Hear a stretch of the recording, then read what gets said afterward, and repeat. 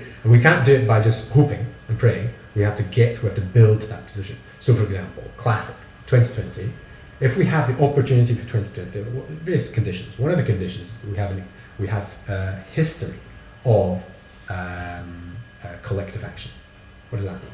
Well, let's say, for example, if you want to really think about the possibility, introducing the possibility of world peace by 2020, then by 2019, we must have done something amazing. What must we have done? For the majority of people on the planet, a few people to go, say 1 in 20, go, I think it's possible, and I'm going to commit to it. It means the previous year, this has happened. What has happened? Several million people have come together to do this effect. What? They confronted the military in their own country. They stood against the military in their own country, like Gandhi, all right, with his people in India. They stood against the military in their own country. Okay, it happens to be the British. Isn't that to an extent what happened in the lead up to the Iraqi invasion? That people did stand up to, not the military as such, but to the government and say, not in our name, you can go do this? No, I mean the military of their own country. That's why, looking from this perspective, it's like, what does that mean? It means more like the Gandhi thing. They stood up and they were willing to die, and they did. Okay, but in 2020, we look back on that and we go, wow, they managed it. Okay, not, oh please, that's a different thing. We're talking about direct action. And the hardest thing to confront is if somebody points a gun at you. That's the hardest one, the military. So that will happen in 2019. If it happens at all, it's going to happen in 2019. This is my own tiny little idea, I don't really know. Before that, okay, what you're talking about is standing up against the government. That's actually less standing up against militaries is putting your life in your hand. Okay, before that, what about before that?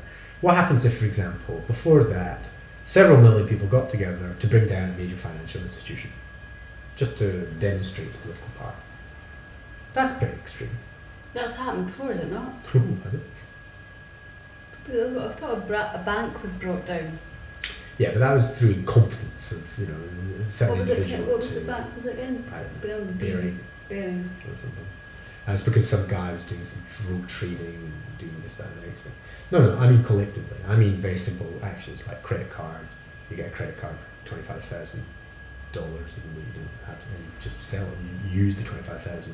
And if there's enough people that do that, somebody's got a system, all right, that if we get together in a certain way, use a credit card, it's all legal, you can induce a collapse of the financial institution. Okay. And make sure that everybody in the institution is sorted out financially, so they don't just lose their job.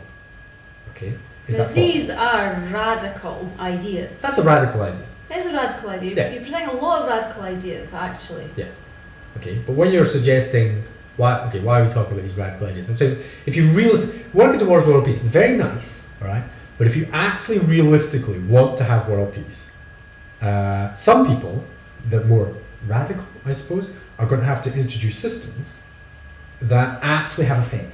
Not let's all march and hope and ask, please, Mr. Politician, could you because the politician is in a certain job and has to fulfill the roles required within it, and they have to do the policies, perform the various policies that are required, okay, to the betterment of, for example, the country. United Nations. The United Nations sounds like a very nice idea, but it doesn't work. Purely because it's all the representatives of the United Nations are given the specific job of looking for the interests of their nation. They're not looking out for the interests of the UN, they're looking for the interests of their own nation. Hence the UN doesn't work. So the whole thing. So, okay, sorry. You've got to, for 2020 world peace, you have to invite everybody.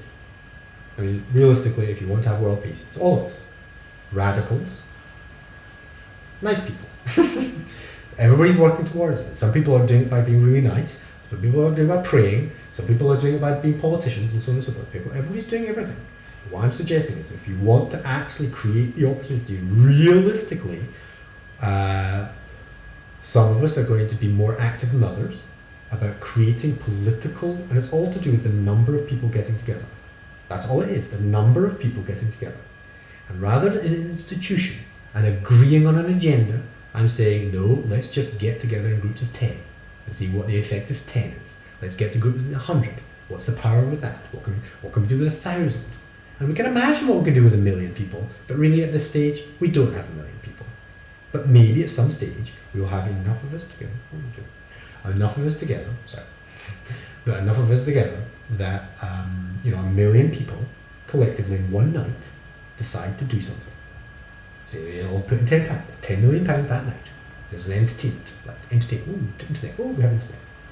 And they all decide to get together and discuss something, and within several hours, somebody out of those 1,000,000 people have got a fantastic, juicy idea that is realistically possible, can be executed that evening. And all they need is £10 million. How do you get 10 million? Well, there's one. There we go. Do you see? And they all get together and they produce an effect. And the next day you go, did it work? It's not like, no, did it work? And that's what we need. All we simply need to do. And so it's not a matter of getting agreement on stuff. We can get that as it's more important that we get together and we get experience and we get feedback on what that means. Until by the time we get to 2020, it gets much more realistic. We are more informed. And instead of us arguing now about what it could be, us discussing like politics, that we have the war, I can't do anything about it. I can't do anything about it. What's the point of even thinking about it? I don't even think about it. So, if I get together with 10 people, then I can think about it. 100? Hey, well, why? Because of it. That's fine. And we grow, and our knowledge and our experience is grounded in an experience.